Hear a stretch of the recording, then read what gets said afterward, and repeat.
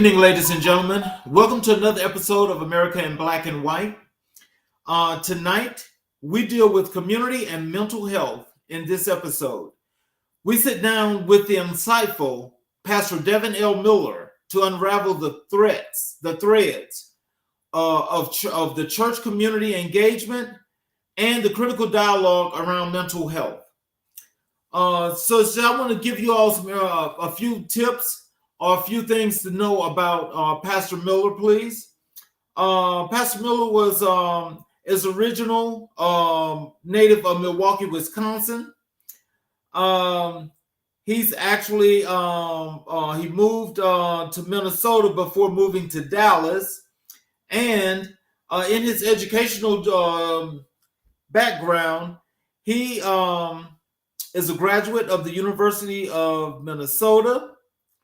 He has a management degree in marketing, and he also he graduated from the Grace Theological Seminary and Institute. And so, ladies and gentlemen, let me give you all Pastor Miller, who's our guest tonight. Pastor Miller, welcome to the show. God bless you. Thank you for having me. I'm so happy that you're able to take some time out to be with us, and I hope I got everything right in that introduction. Are there any other things that you'd like to share with the audience before we kick off this wonderful show?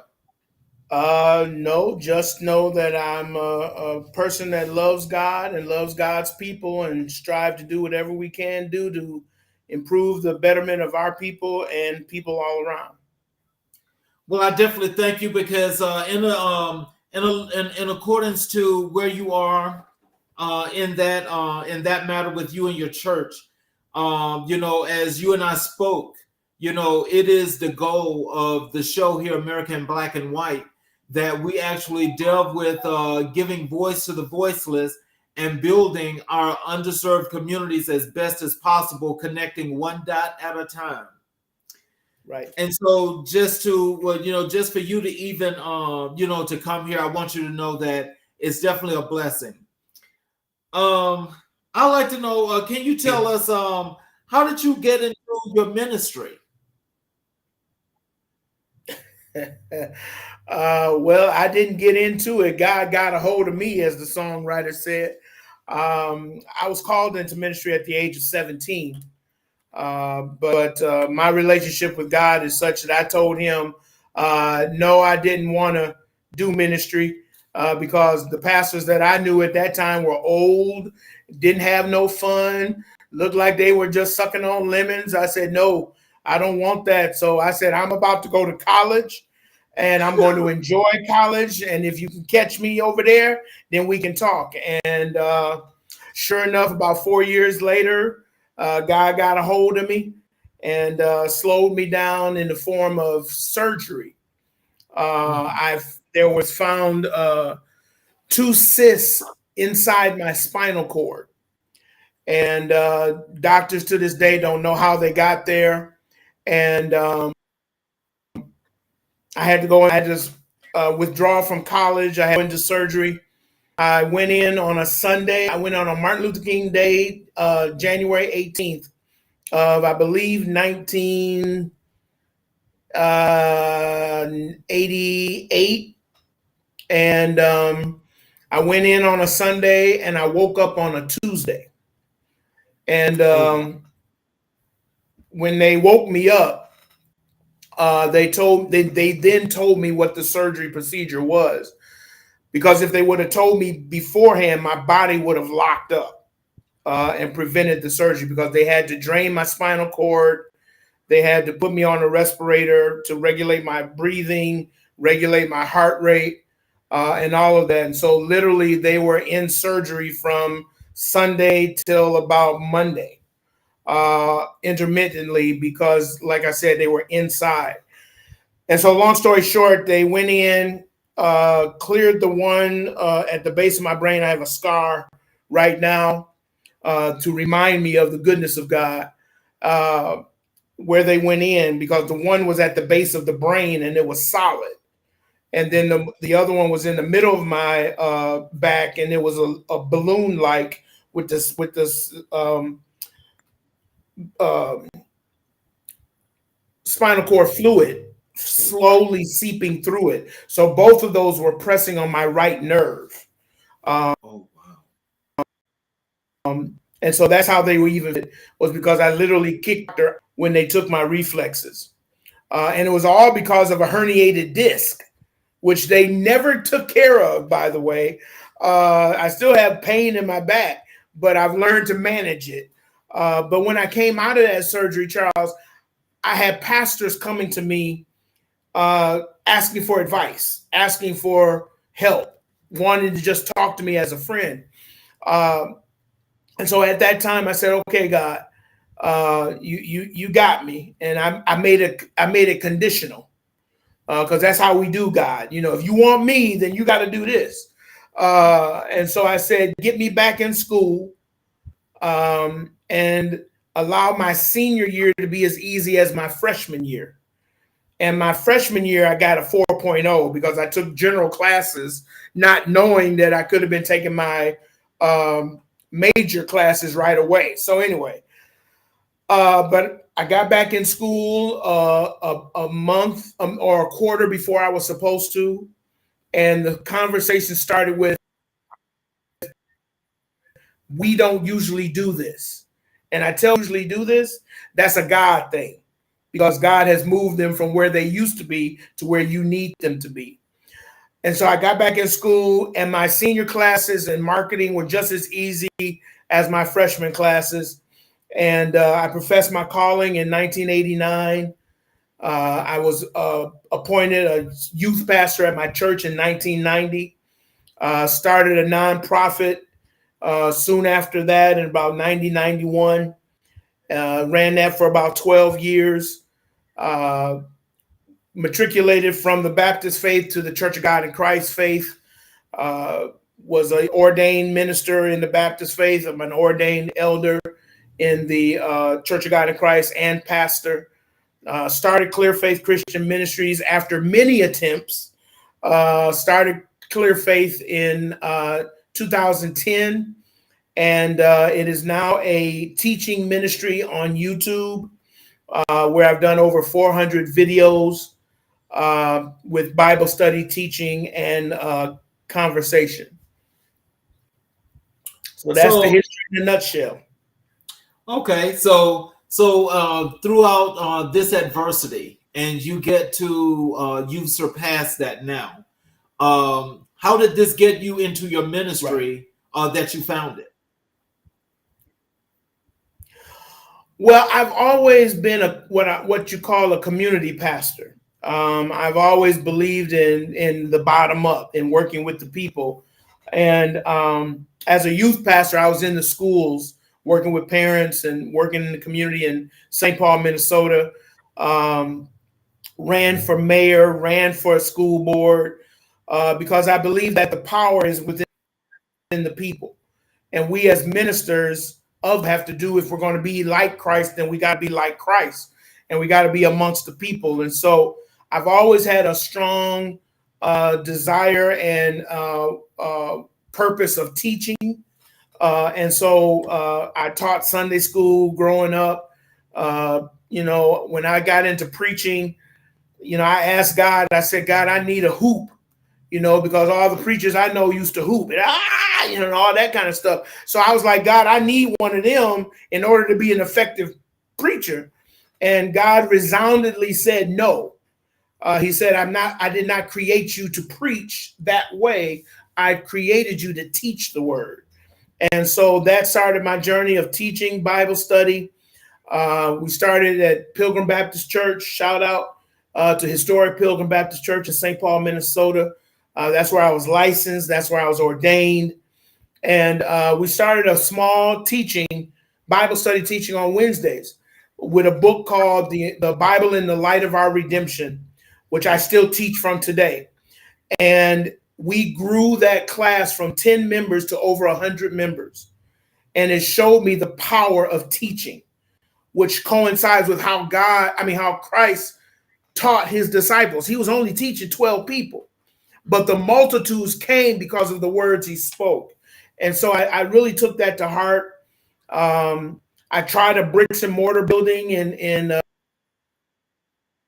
I founded the church in 2010 by our bishop at Fred Willis Washington, who is the jurisdictional prelate in Minnesota. Did all I was supposed to do to have a building and all that kind of stuff, but I was wanting to reach the millennials. I wanted to reach those who still wanted to party on Saturday night, but still felt they had an obligation to make it to church on Sunday. So we started at 3:00. This was long before 3:00 services became the norm back in 2010, and we just didn't get the numbers. And so I went to my bishop, and I'm the type of person, I'm not tied to a title. I don't need a title to do my work. And I went to my bishop. I said, Bishop, hey, it's not working. 6 months. I tried it, didn't work. I said, I'll turn over my appointment of pastor, and I'll just go back to being an elder. And he was like, no, hold on. Let's look at what you're doing. He said, you're still teaching online, aren't you? And I said, yeah. I had a show called Blog Talk. And I was doing a 30-minute show every Saturday, teaching from this book that I had. And he said, you meet every week, right? I said, yes, sir. He said, just like church. He said, you teach the word? I said, yes. He said, just like church. He said, do people come? I said, yes, sir. At that time, for a month, I had about 1,250 people that were watching our show in the course of a month. He said, you got more members on your radio show than I got in my church. I said, so he said, that's just like church. And he said, do you ask for an offering? I said, yes. He said, just like church. He said, do you get an offering? I said, sometimes. He said, just like church. He said, so we're not going to let you give up your pastor. You are pastoring. You're just doing it in a different way. And it's a way that we hadn't recognized. And so we're going to recognize Clear Faith Christian Ministries as a virtual church. And we went to Facebook, and we're teaching there. And then we landed on YouTube.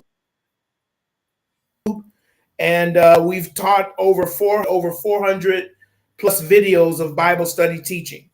And we'll be picking it back up sometime this month. I took last year off to concentrate on our business. And so this year we'll be picking it back up, and we'll be starting with the basics. God bless you, Bishop Parker. God bless you, sir. And Randy Parker is watching. He's a good friend. Okay. Yeah. All righty. Well, and so as you're watching, please, all of you that are out there watching, if you have not subscribed to our YouTube channel, please subscribe and hit the notifications button. Yes, sir. Because every time we do an upload, we want to make sure that as it goes live, it stays there. You'll be able to come back and watch that as much as possible.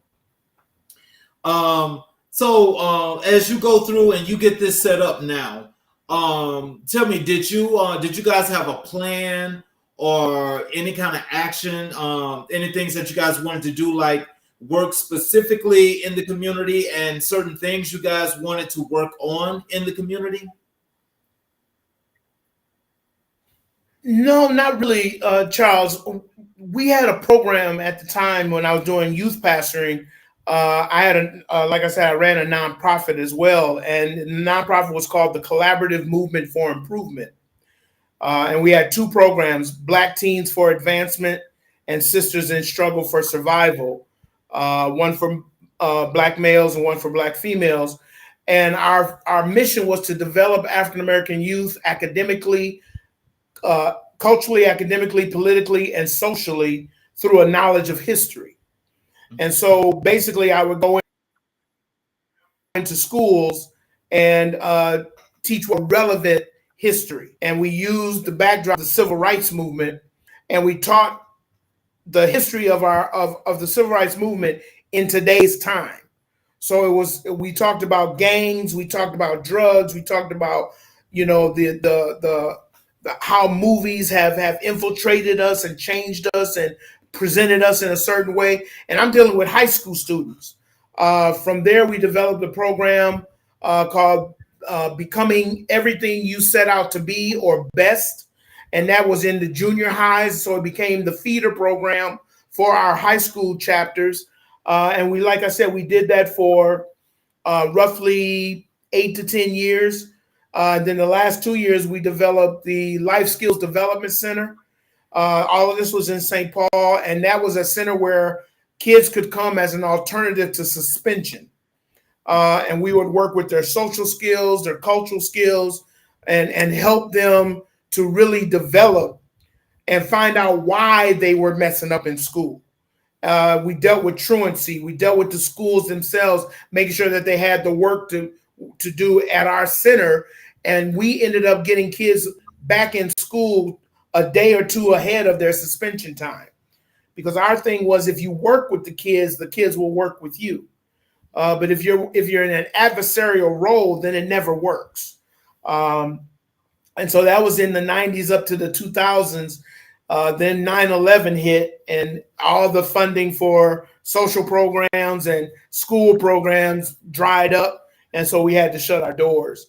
But I look back now in the 21st century and say we were way ahead of our time in what we were doing with schools and with students, because it's desperately needed now. So, like, well, what about right now today? Are you guys doing any a program that's running right now, right? Or do you? Well, I have a business.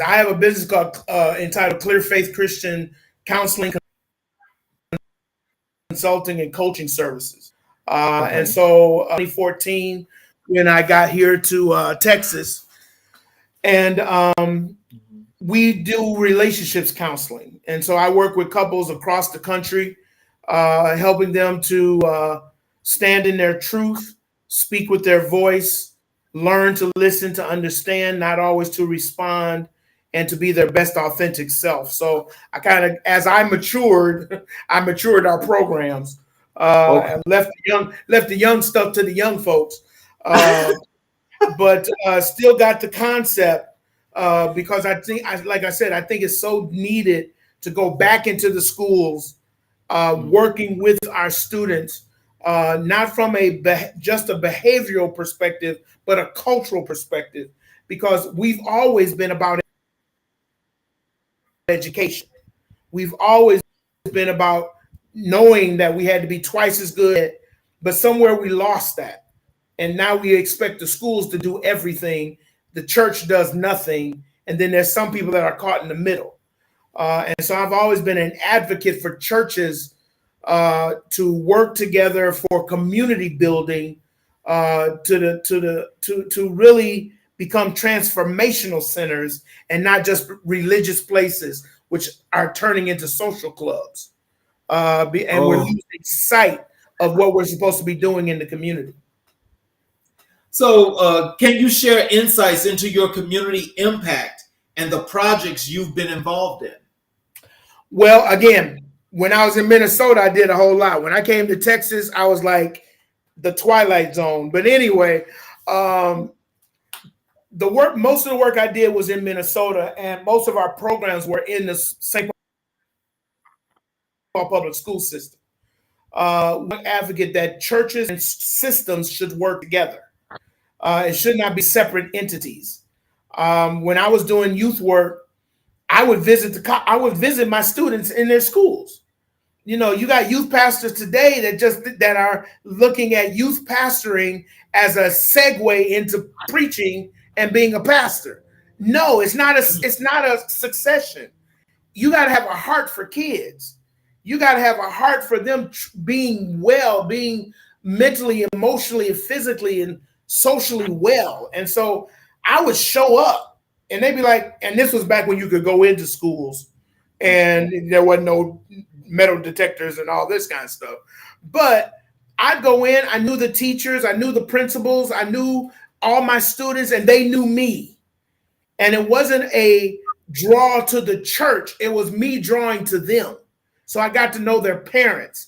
And it was really a community. You know, St. Paul, Minnesota is the capital of Minnesota. Minnesota, but it's a small town.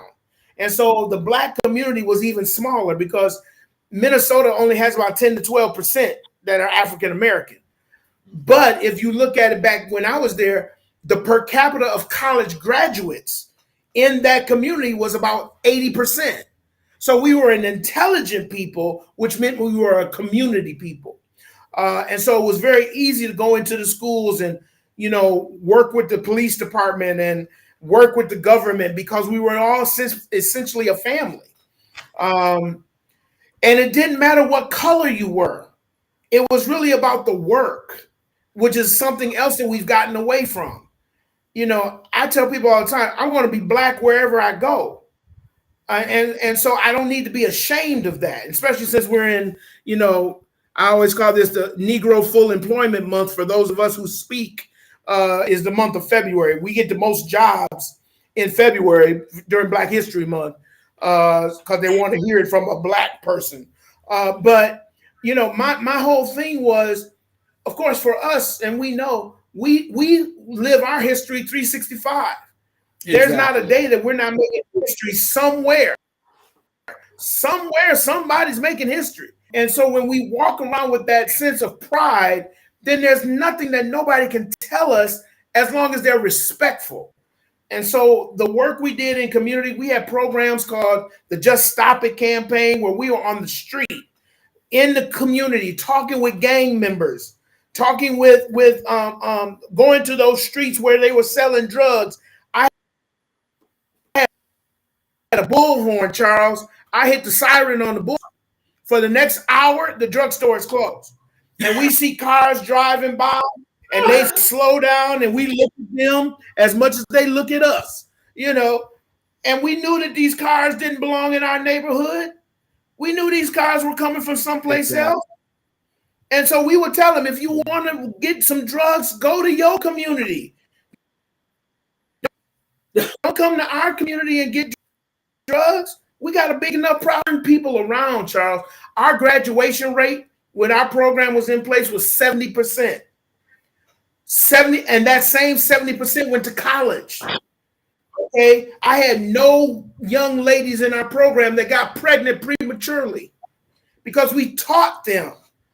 And back in the day, the church was the social center. That's where you learned your manners, you learned your etiquette, you learned how to get along with people. Now we go there for entertainment and a song, and it's sad because it's killing us. It ain't killing nobody else. It's killing us. And we got to get back to that. And so, the programs that we did was for a time where people were open to those type of programs. We're not open anymore. We want government to do everything. We want county government to do everything, city government to do anything. And I'm like, the Bible says we're a peculiar people. The Bible says that we're a royal priesthood. The Bible says that we are not citizens of this world. Keep wanting to get citizenship in a place that we don't have, and yet not do the work that needs to be done. And so, programs and projects, they come and go, man, but the passion has to be there to really want to work with your people. And that's what drives me to do what I do. So what role does your church play in community engagement, and how does it contribute to social issues, societal issues? Well, I would really say that our business really helps people at the grassroots because everything is built on relationships. It's a relationship with your family, relationship with your job. And so in the 8 years that we've been doing Clear Faith Christian Counseling, we come across people from all walks of life. I think the work that we do is the evangelistic ministry of yesterday, because the internet is what we have. Everybody's on the internet. You're on the internet. You're reaching people. And so I would say that the internet is the last frontier. Before the second coming of Christ, we have got to figure out how to utilize this for kingdom building. And so our virtual business literally has touched people across the country, all from my desk right here in Texas. We've gone from the United Kingdom all the way to Alaska in working with families and working with couples, engaged couples, boyfriend, girlfriend. And that's where the work is, because a lot of these people are unchurched, or if they are church, they don't have counseling in the churches. And so we have literally become their virtual pastor. We move them after we get done with working with their issues. We encourage them to go to our YouTube channel, watch our videos, do a Bible study, get to know God, who He is. And so that's how we're impacting communities, one couple at a time. Wow. So can you tell me how does your organization conducts discussions on both community and mental health simultaneously? Sure. One, you have to understand that people are involved in community. They are a part of a community, number one. And mental health is not just, we have to read. I won't say we. Mental health has to be redefined. Mental health doesn't mean you're crazy. Mental health means that you have challenges in dealing with the day-to-day issues of life. That and that's where counseling comes in. The Bible says, blessed is the man that walketh not in the counsel of the ungodly. See, we always want to make it individual. No, but your job might be the counsel. So you got to know how to navigate life. And that's really what the teachings of the word does, is help you navigate life. And so when we look at mental health, when we look at depression, when we look at anxiety, when we look at high blood pressure, when we look at all of these things that affect our community, it starts spiritual and then moves to the physical. If your spirit is not right, your mind ain't going to be right. The Bible says, let this mind be in you, that being the mind of Christ. Well, if you don't know who Christ is, then you have a mind that is either a reprobate mind or a double mind. So the Bible teaches us how to deal with people that are confused. It doesn't tell us to push them aside. It doesn't say to cast them away. It says to get to the core. And what we try to do in working with people is get to the core of the issue. What is really going on, not with your husband or your wife, not with your kids or your significant other, but what's going on with you? Because it's not about pointing the finger. Well, Charles did this, and every time I talk to Charles, okay, but how are you talking to Charles? Are you coming at him or are you coming to him? He make me crazy. What, did you start out crazy? Did you come from a home that was chaotic? And so all you know is chaos.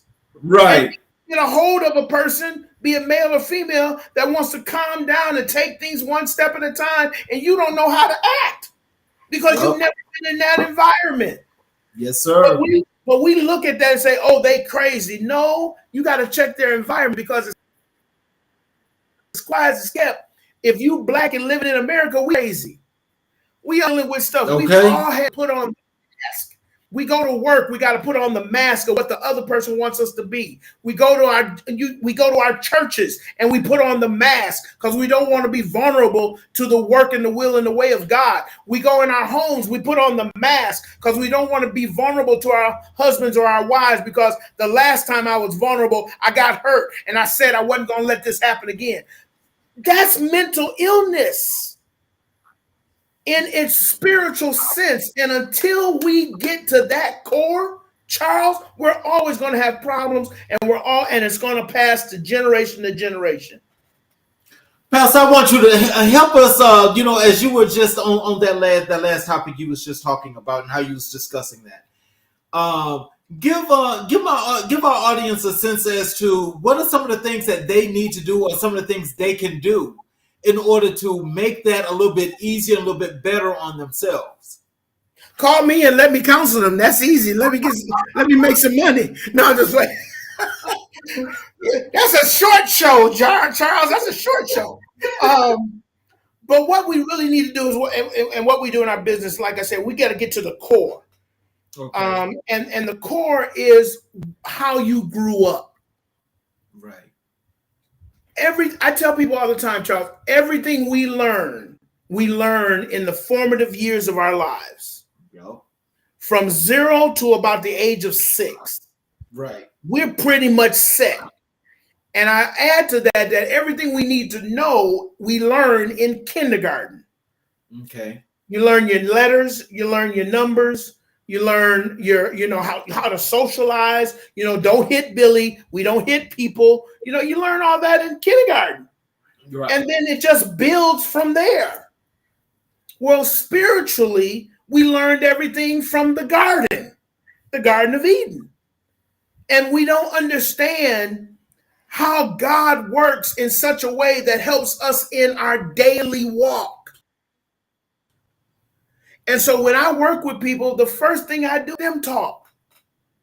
See, typically in counseling, counselors come from, I'm the expert, I'm the educated one, I know what's wrong with you. And I'm like, no, you don't. We have no clue until we let the people talk. And we can't let them talk from a griping perspective, arguing, pointing fingers and all that. That does not happen when we counsel people, either online or in our house. The first thing I'm going to do is I'm going to say, tell me about your relationship. Tell me how you met.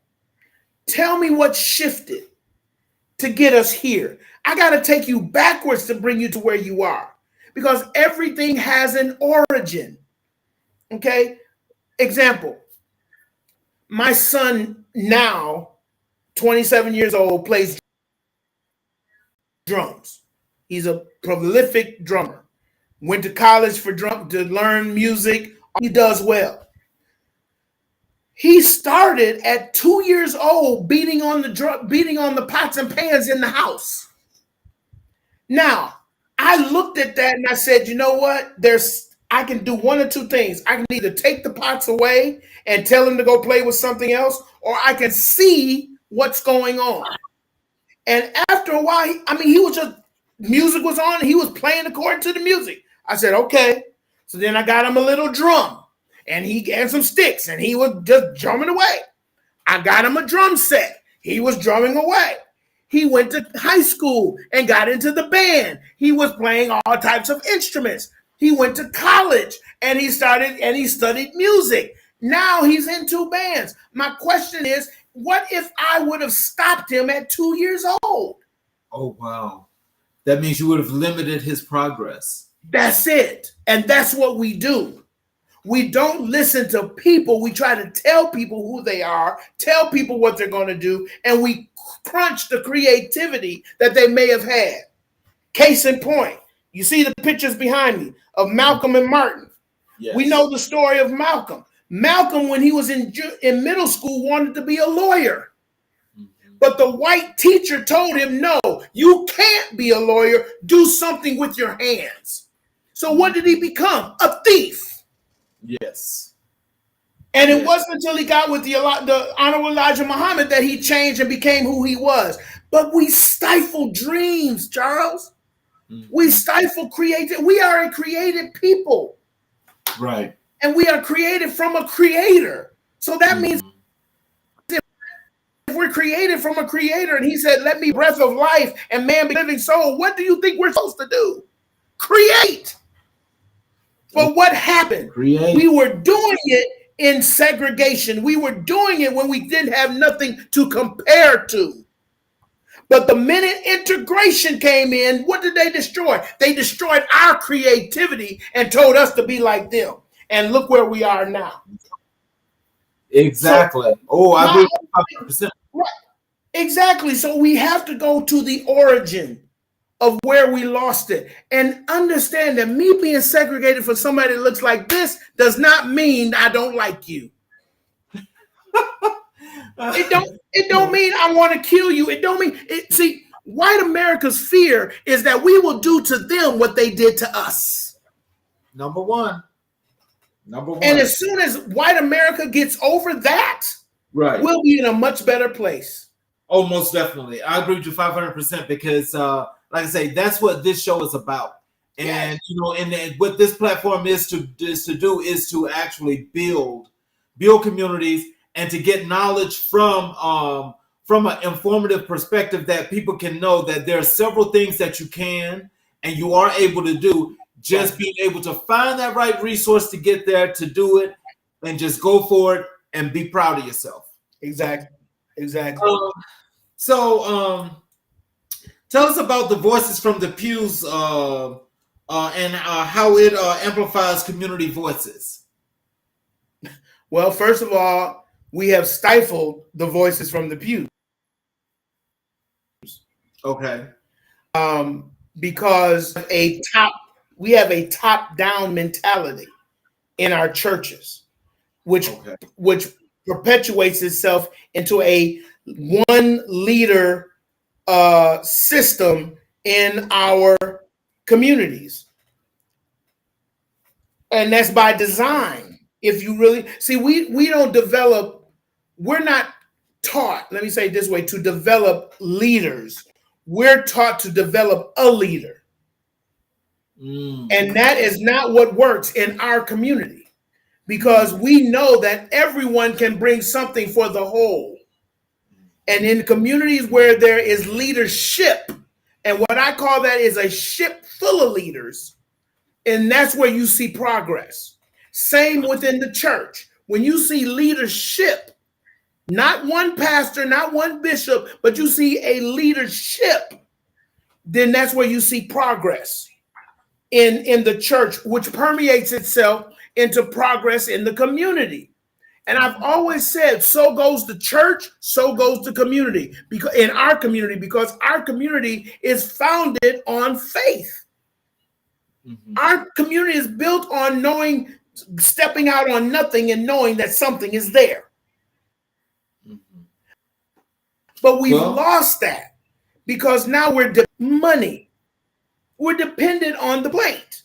We're not dependent on the creativity of the people. Example.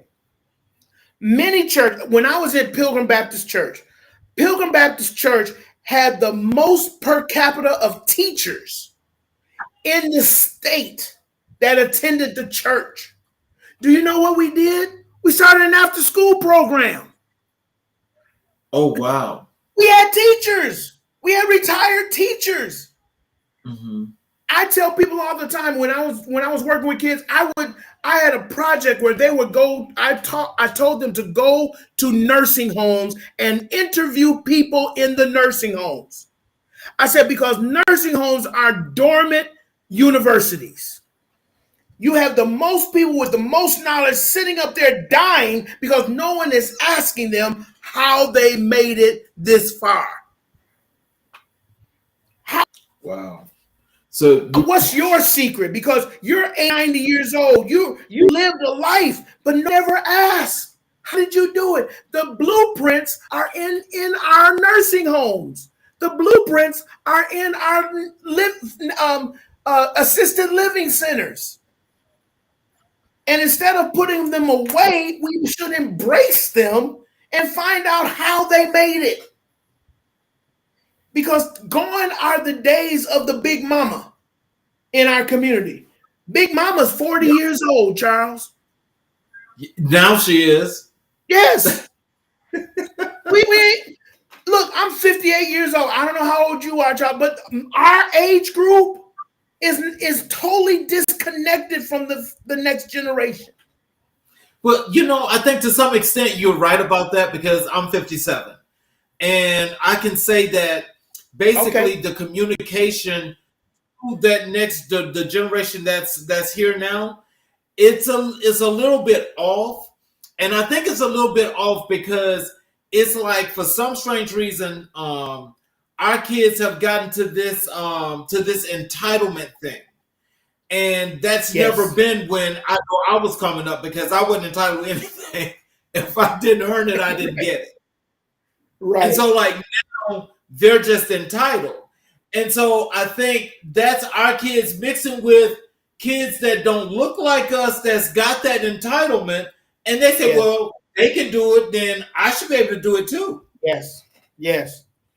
And that's a false sense of false sense of being. Yeah. Yeah. I was a part of the busing program in Milwaukee, Wisconsin. Okay. When busing was started, where they take black kids and brown kids and take them to the suburbs, and somehow the bus that was supposed to come from the suburbs to the city never made it. It's like I don't know if it got on the wrong road or, they just got lost, but you never saw them coming from the suburbs, you know, and they wouldn't send out any search teams to find the buses. So I think they just gave up. Right. But because we didn't have no recourse, but parents, it was a conscious decision because they saw the deterioration of the public schools in the city. And they said, here's an opportunity to you go to a better school. It didn't mean you were better. It just means your education will be better. Mm-hmm. And so I was bused to a little village in the suburb. It was called the village of Shorewood. Okay. Mm-hmm. That was where all the mostly affluent people lived. The Jewish people lived. Everybody that had some money lived in Shorewood, between Shorewood and Whitefish Bay. Hence the name, Whitefish Bay. Catch that when you get home. But anyway, I go to this school, and I'm the only black male, along with I'm one of two, excuse me, and then there were 8 females that went to the middle school or the intermediate school, which this school was on a campus, Charles, of buildings like you would go to a small camp, a small college. It had the intermediate school was on one side. It had tennis courts. It had a practice field for the football team. It had the big field for the football team. It had a soccer field. It had a arena for the basketball team and gymnastics and wrestling. It had a performing arts building, and it had an administration building and educational, and it had a science building, Charles. Look here, brother. When I went to that school, I was how it's supposed to be. But I knew I had a responsibility because I came from an all-black elementary school. So I didn't have to go to school to find out who I was. I knew who I was, and I knew the purpose for which I went. Coming out of 8th grade, going over to the high school, I graduated as, we took the Myers-Briggs test on what your career would be. My career was going to be a minister or a lawyer. Minister or lawyer. Okay. I said, oh, okay. So hindsight being 2020. But I get to the high school, and this was 1979. I get to the high school. There was a black table and a white table. All the black students sat at the black table, and all the white students, when they would come in this class, come into the building, sat at the white table. Now, Charles, I had friends on both sides of the aisle. Right. Okay. So when I would come to school, into the high school in 9th grade, my daddy told me, I didn't send you to school to make friends. I sent you to school to get an education. Yep. Okay. And I'd go right down the middle. I'd say hello to my white friends. I'd say hello to the black friends. And I kept going. The number of black students at the high school was about 15 to 20 in 4 grades. We had my class was 300 when I graduated. And we had maybe 8 to 10 black students in my class. Okay, class of 83.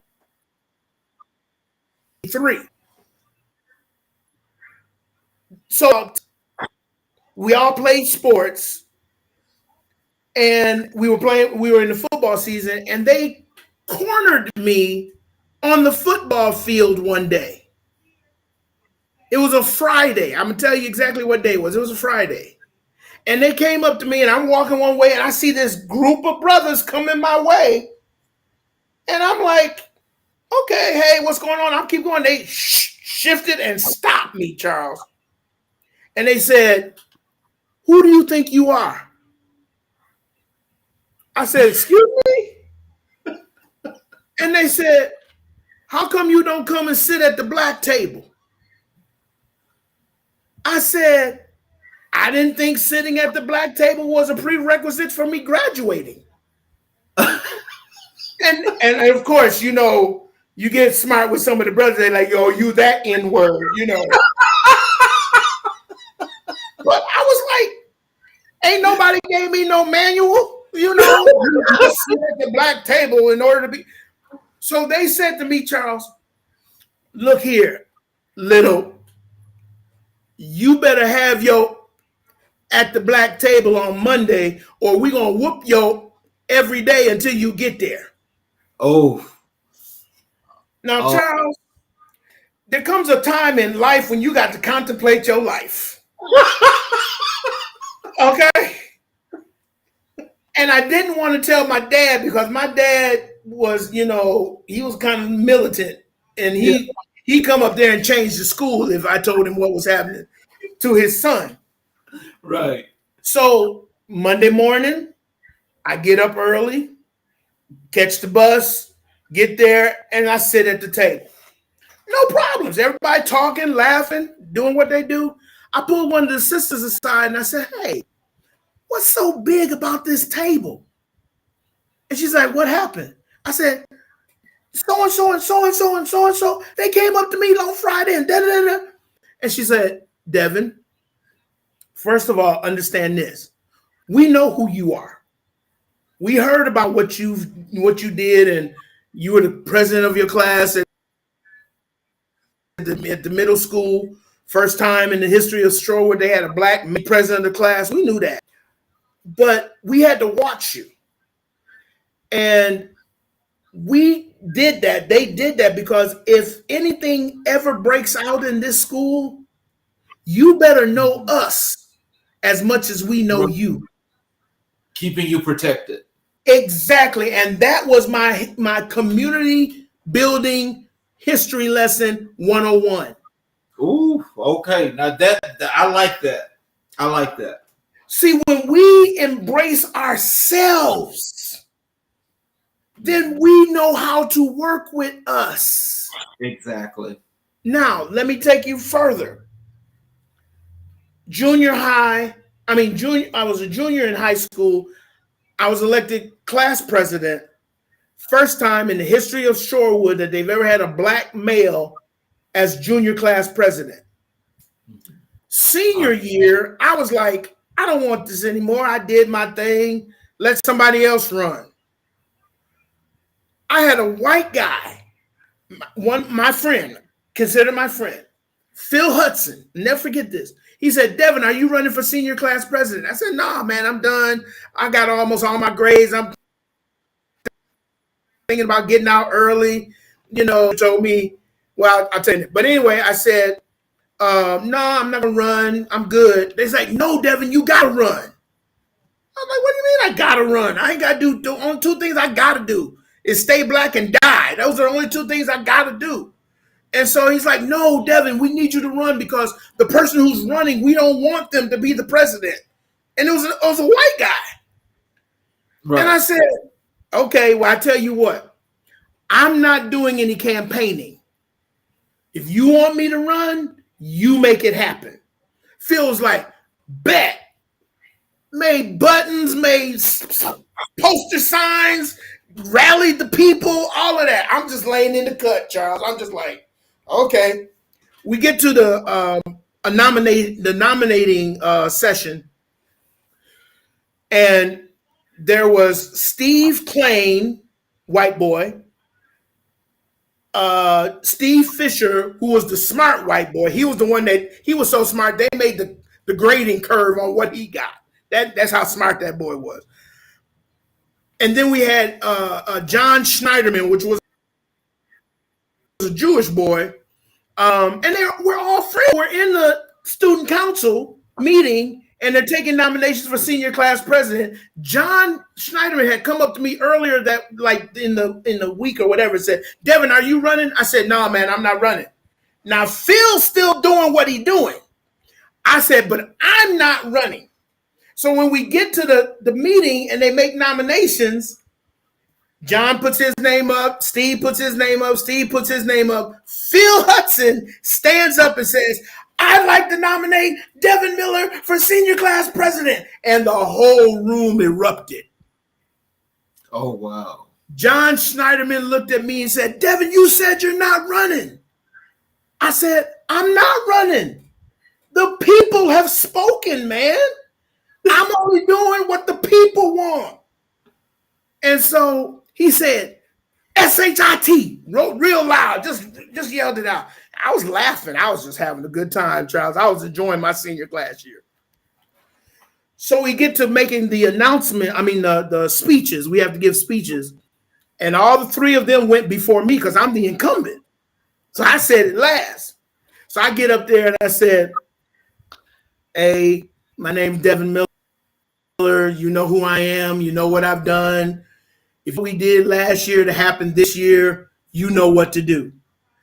The whole auditorium, 300 plus students just on their feet, I felt like, now I look back, I felt like Obama. It was like, oh my God, So I win the election, hands down. Now I'm a two-term African-American male in the history of Shorewood. Ain't nobody done it since then. And so I'm like, okay, everything is good. We all, we singing Kumbaya, everything is good. Exam week, senior year. Eric Dresselhaus, 280-something pound corn-eating white boy, okay?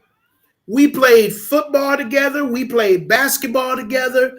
We went through junior high and all through high school together. I considered Eric my friend, okay? I go to his house to study for our finals, one of our finals. He and I had the same class. Eric lived in a mansion, okay? First time I ever been in a mansion in my life. I've been in a few since then, but that was the first time that I was in a mansion. So I'm like a tourist, looking around. I'm like, man, this is how rich folks live, And so we're studying, and I'm getting ready to leave, and Eric tries to put his hands on my head. Okay. Now I'm 5'10". I'm 5'10" on a good day. Okay. If I stand straight up, I'll be about 5'10" and a half. Okay. Eric's 6'3", 6'4". So it's like this hand is coming towards my head, and I stop it. And I said, Eric, what are you doing? In a very calm voice. He said, oh, I was going to rub your head for good luck. Oh. I said, Eric, you touch my head, I'm going to kill you in your house. And he looked at me, and I'm still holding his hand. He said, you get that nervous laugh. I ain't broke a smile, Charles. I ain't broke a smile. I said, now, Eric, I'm going to let your hand go, and I'm going to walk out your house, and I'll see you tomorrow. And I walked out backwards until I opened the door and left. 5 years later, Charles, we're at our class reunion, and I've been in college for a few years. I think I graduated by that time. And Eric, I'm in a group of people, and Eric comes to the group, and he's like, hey, Devin. I'm like, hey, Eric, how you doing, man? Good to see you. What's going on? How's your family? Blah, blah, blah. He says, Devin, do you remember? Now, this is 5 years later. He says, Devin, do you remember when we were studying at my house? I said, oh, yeah, I remember. I said, in fact, I use it as an example when I teach other African-American kids. He said, do you remember what you said? We were at my house. I said, oh, yes, I remember quite vividly. I said, and in fact, if you try it again, the same thing I said then, it's going to be the same thing I say right now. Only I'm a little older. And he said, Devin, I want to thank you. I said, for what? He said, you taught me on that moment what not to do. He said, because my dad taught me that when you see a black man, you should rub his head for good luck. Oh, hey. And I said, okay. He said, but after that moment, I went to college, I studied African American history, and I saw all the problems that we, white people, had done to you as a people. He said, and you opened my eyes. That moment in my life opened my eyes. I said, Eric, understand this. Everybody that looks like me is not a teacher. I know my call in life is to teach people. I said, because I could have been, I said, if you ever went up to anybody else, they wouldn't have taken the time to teach you. They would have took the time to do exactly what I said. I said, so I'm glad you learned in the time you did. He said, Devin, you don't even know how that changed my life. And I take that to say this, Charles, we got to stop being mad at white folks and understand that they hurting just as much as we are. Okay. Now, it doesn't mean that it's up to us to heal them, but when we get the opportunity, we should. And as Malcolm said, you can support us, but you can't help us. And so we have got to change our mindset, because what's happening now, and when you look at America in black and white, it ain't white folks doing stuff to us. It's us doing stuff to us. Right. It's us not spending the money with our people. It's us not building institutions. It's us not putting our money together to buy strip malls and put our people in there who have a craft or have a business. It's us that's not supporting us. And we got to stop waiting for what we already have, and that's spirit.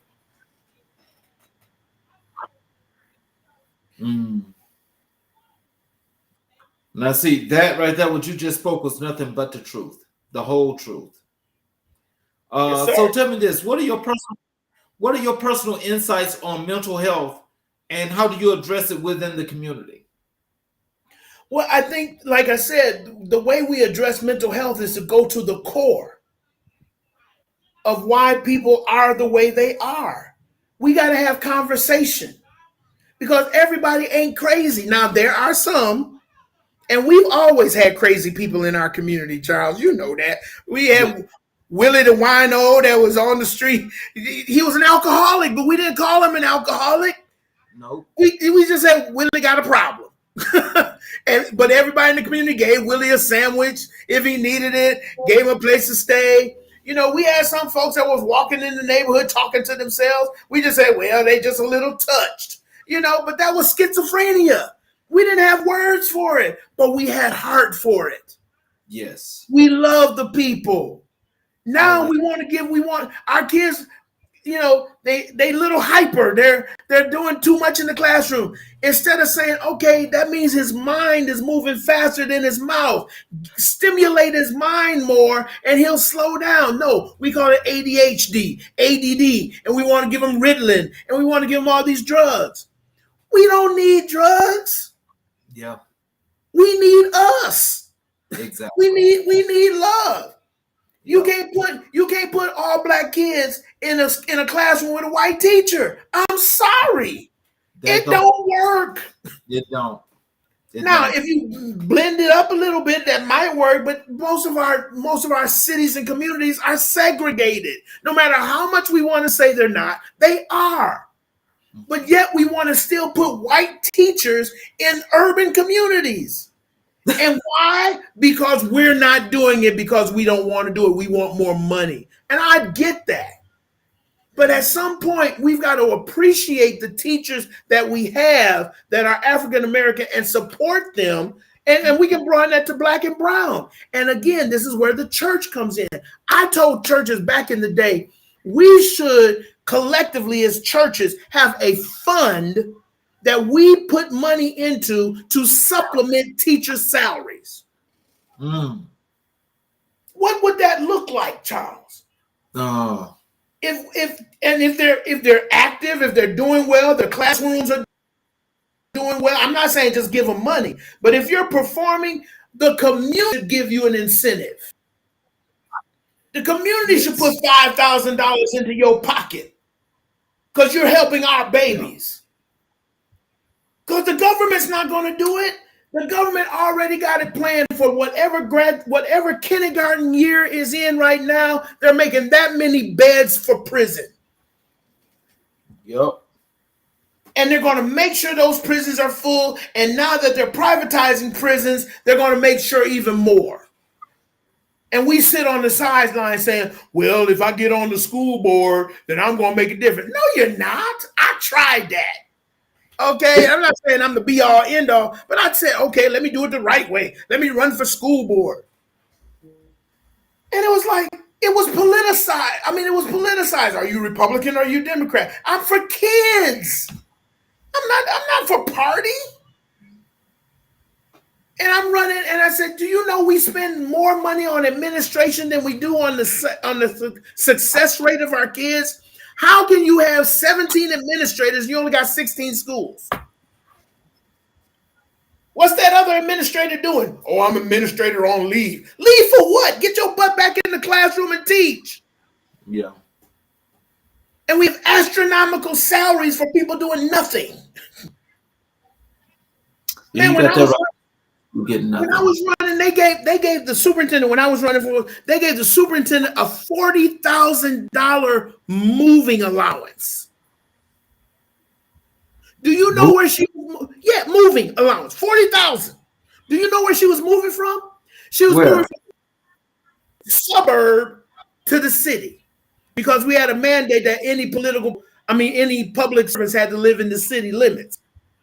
So she lived 15 minutes outside the city limits and bought a house just close to the school, in the district, and it cost $40,000. I said, do you know what I could have done with that $40,000 in my program? Okay. I said, and do you know that you could have made it a great PR stunt if you would have got the football team of our historic school to go and help the new superintendent and get the truck and have the kid helping the superintendent move? I said, you know what PR that would look like? And you save yourself $40,000 that you could have put into an incentive program for the teachers that were producing the best students in their classroom.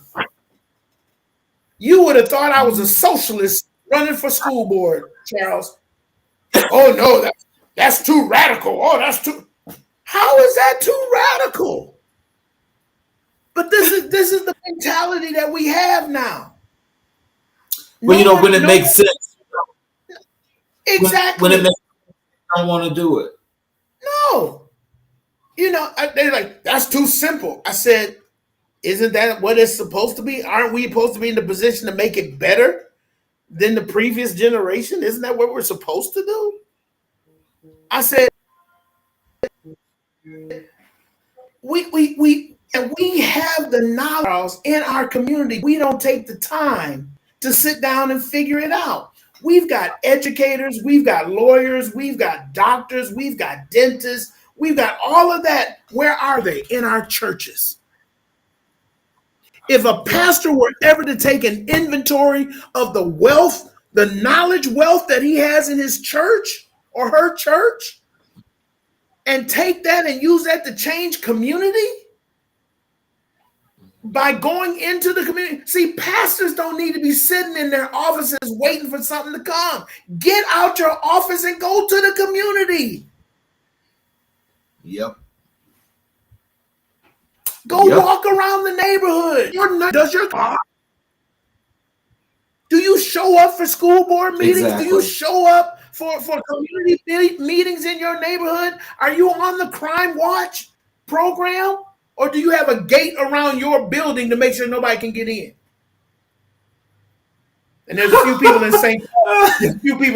Paul that know who I'm talking about. And I ain't going to name no names, but I got a couple of people on the chat that are from St. Paul, and they know who I'm talking about. We create our churches to become gated communities. Right. We got gates. Nobody can come in. Pastors only got certain hours. Pastors don't give out their number because they don't want to be contacted.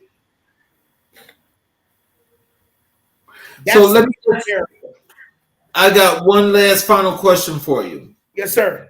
And that is, tell me, how do you balance addressing serious topics like race, mental health, and maintaining and engaging an accessible community or accessibility to yourself and your organization? Do you want me to read that again? Man, I put myself out there. Yeah, I know. I got you. I put my stuff out there. I can't change my cell number, Charles. Too many people have it. Too many Right. people have it. Oh, let's see. That's a My good thing. my email address is public. Okay. Mhm. My business is whenever I get a chance to let people know about my business, I let them know because it's not about my business and making money. It's about building people. When I was in churches and working in churches, I always worked with the power source because I always wanted to make sure that we were doing what we were supposed to do. I was a chief adjutant in the Church of God in Christ. I was a chief adjutant to the bishop. And so everywhere the bishop went, I would go. And we were so close that when I would go to church, they would think that the bishop was following me. And I'm like, no, I just came to see how you doing. The bishop ain't with me today. But we were that close. And so I knew I had a responsibility not only to represent myself, but to represent him.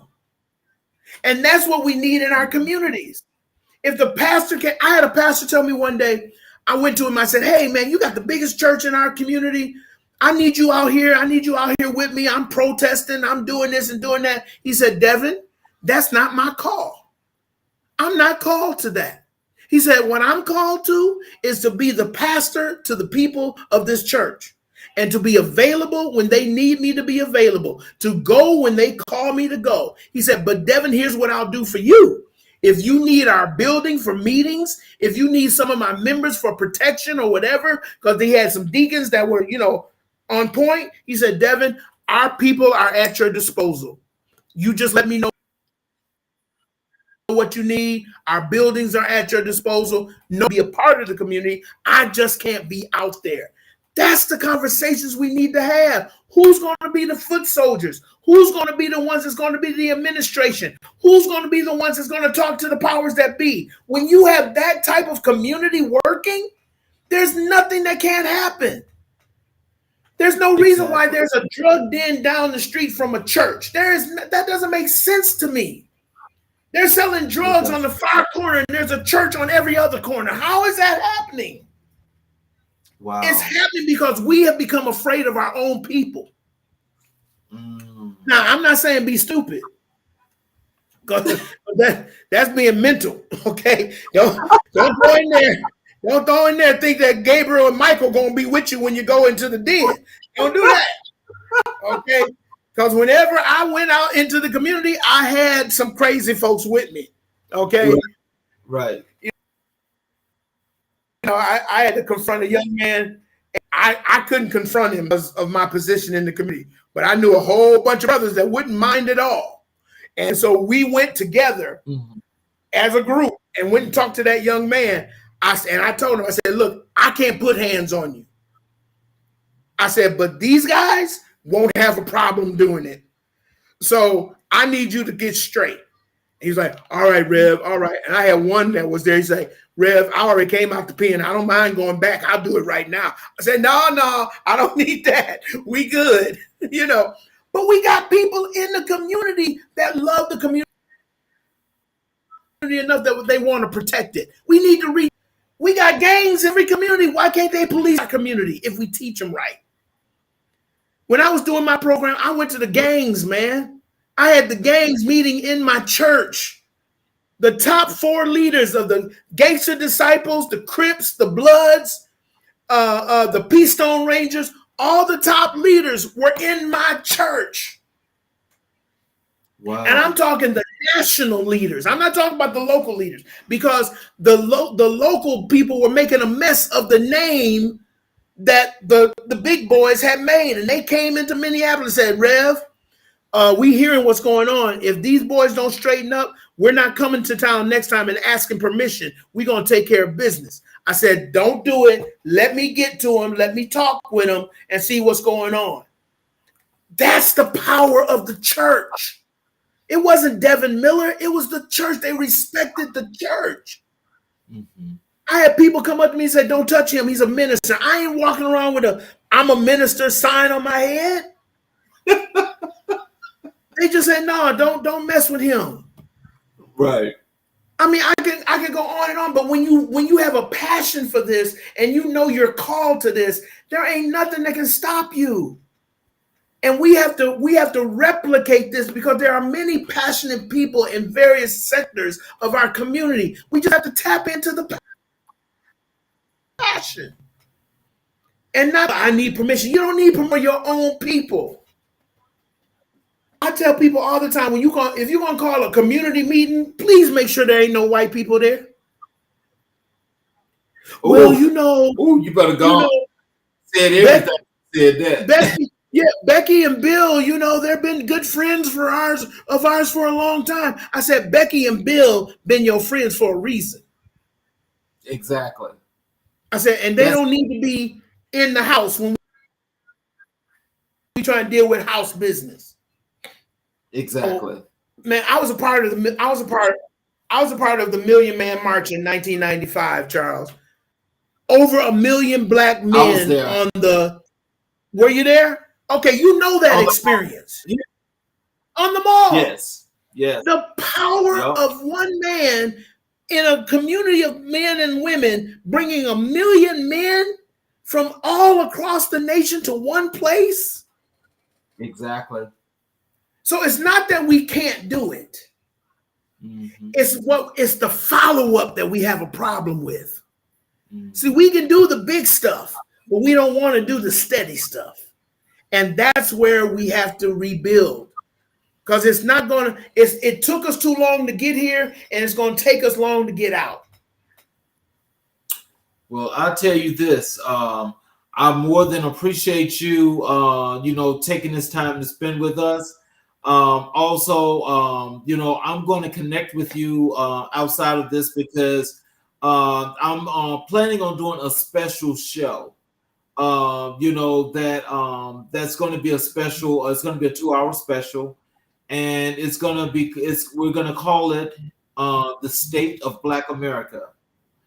And so with that roundtable, I'm going to have 4 to 5 members to be around this roundtable. And we're going to discuss these very issues of our communities.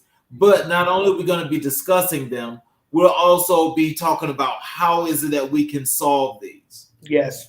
And so, just wanted to let you know that, I'll be in touch with you outside of here to see, if that's something that we may be able to interest you in. But we're going to do this either the first week or the second week of March. It's going to be one of those Wednesdays. And so I definitely will be in touch with you. And I appreciate your time. And ladies and gentlemen, you just had a good feel and a good understanding here of Pastor Miller. And Pastor Miller has put that word out that I'm sure everybody felt what he was talking about. So I want to thank you all for joining us tonight. We'll see you guys tomorrow, and please have a great evening.